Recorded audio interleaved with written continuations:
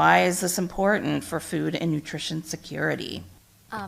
First, I would like to begin with saying that in general, knowledge is power. And how does this apply with food and nutrition?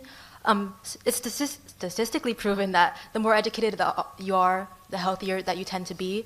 And I feel like in America right now, we are going through a healthcare crisis specifically with obesity. And another correlation that I found is that obesity and poverty tend to have a high correlation. And it's not that people want to purposefully have health problems such as, want to have the chance to have increased health problems such as diabetes, high blood pressure, and such, is that people aren't educated enough. And that's not their fault because a lot of these areas, they lack resources in their schools, they lack funding in their schools in order to talk about nutrition. And I would also like to go into saying that education is important because it makes people understand that they have choices. I feel like personally, I would like to talk about the Hispanic Health Council real quick.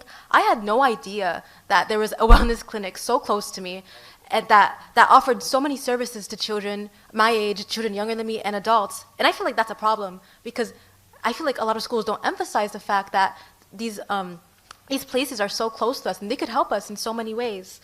So I feel like that is really important to know. And one last thing that I would like to touch upon is that once you're educated about something, you are now knowledgeable enough to demand change. And I think that demanding change is important because how are we going to change policies? How are we going to implement these services into schools that are currently being underserved? And that is all I'd like to say regarding education.